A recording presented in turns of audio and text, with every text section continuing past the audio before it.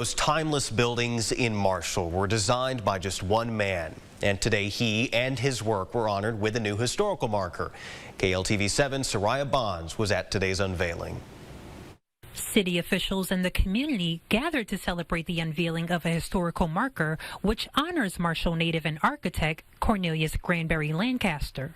Lancaster passed away December 1st, 1947, but his legacy lives on through many of the buildings he designed. Glenn Barnhart is the manager of the Memorial City Hall Performance Center in Marshall, Texas. The historical marker was delivered a year and a half ago to honor what used to be City Hall, but is now a performance arts center and a museum. The historic building that sits in the center of downtown Marshall was designed by Lancaster in 1910. We built this building, our historic 1901 courthouse, and the Ginocchio Hotel down by the train depot, and numerous other buildings, but those are the top three that have been preserved and restored. Lancaster also designed banks and commercial buildings in Jefferson, Pittsburgh, Henderson, and Carthage. In 2011, the city and some civic leaders started a fundraising campaign to save what used to be a city hall and the building for main attractions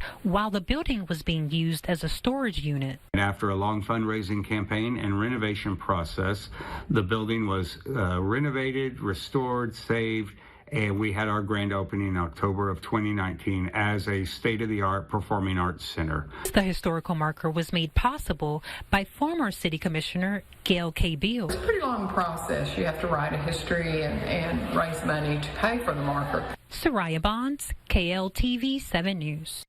And Lancaster designed buildings all across East Texas, but the Great Depression brought an end to his architecture business. Later in his life, he worked under the Roosevelt presidency.